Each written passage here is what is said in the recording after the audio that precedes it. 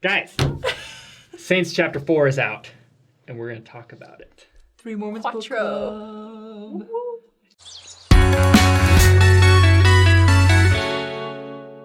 We're still in Joe Smith's younger years. This period of time in Saints chapter 4 is also like covered briefly in Joe Smith history.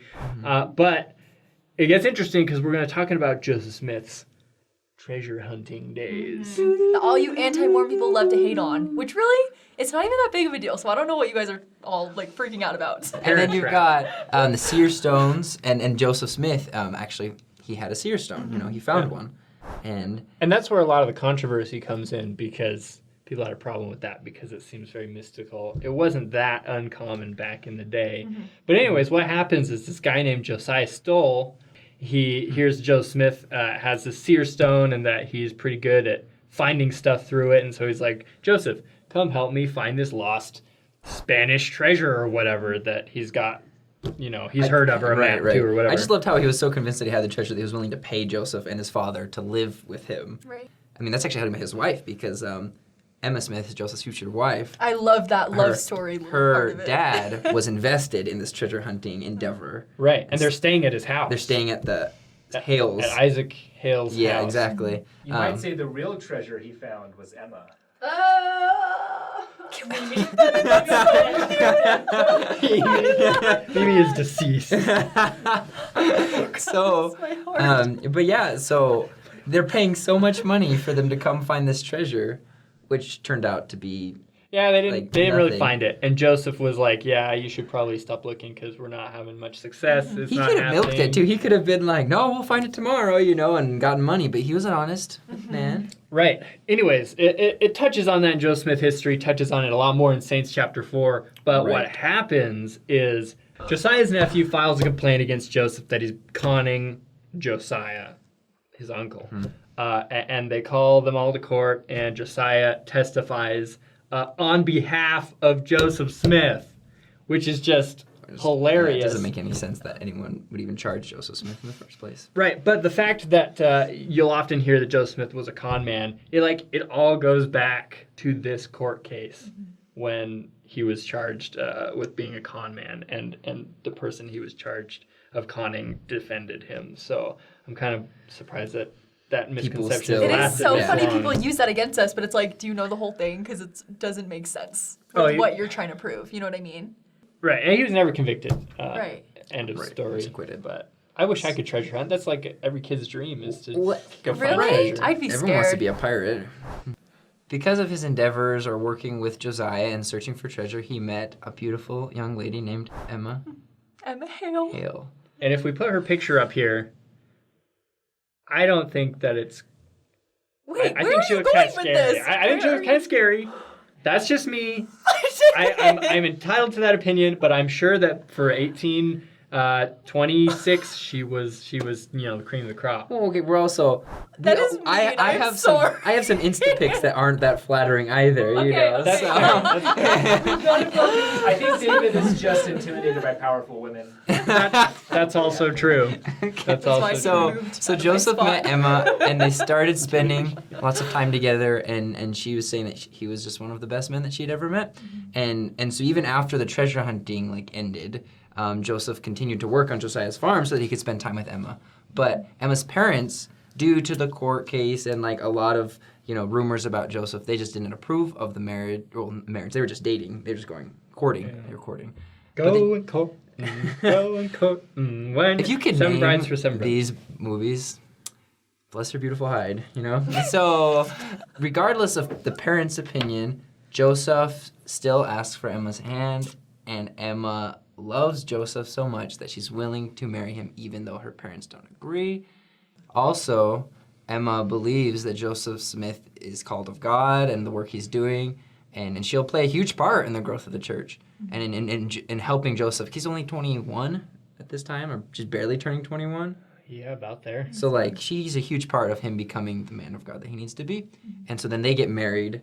And I love how that shows Emma's faith. It shows that she was just the perfect person to be with Joseph at that time and through the whole bringing about of the church. Because you can see that she has so much faith, she has so much courage and strength, even though she had to go against what her family wanted, she knew what was right.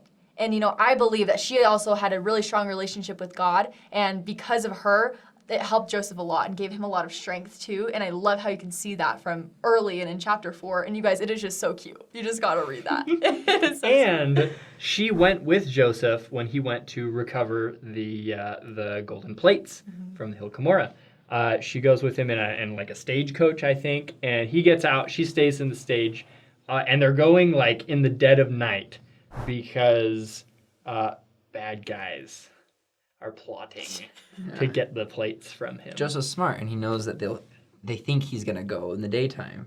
Right, and everybody is asleep at 12:30 in the morning. So yeah, everybody. He goes and gets the plates, but he didn't have anywhere to keep them. He didn't have like a safe or anything, so he sticks them in a hollowed out tree and then plans to come back for them. Well, and one thing that I thought was really cool is so he did bring, with the plates were the Urim and Thummim, which are seer stones mentioned in the Book of Mormon. And what I love is that Joseph Smith keeps them. He doesn't he keeps the plates hidden, but he takes the seer stones with him.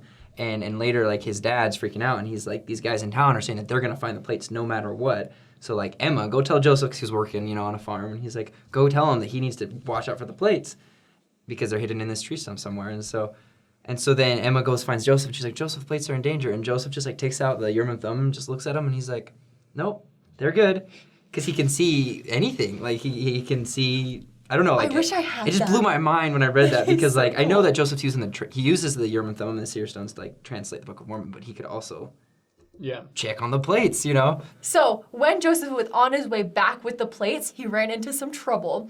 And basically there's these guys who are like trying to fight him and like get the plates, which proves that people did believe that he had the plates. Okay, so people weren't just thinking he was crazy. They knew that he had plates and they could probably sell them for a lot of money. And they were trying to fight him. They had guns, and Joseph was just there with the plates, and he ends up fighting them off, these 3 guys with guns, and he's unarmed, and he makes it home safely. So that just shows that, it was very important that these plates were safe. Joseph got them and was able to translate them so we could have the Book of Mormon today. Mm-hmm. That is why the Book of Mormon was written. It's for our time on this earth before Christ's second coming. And I just think it's so cool, learning about those stories of how many times the plates were at risk and how many times Joseph Smith was at risk.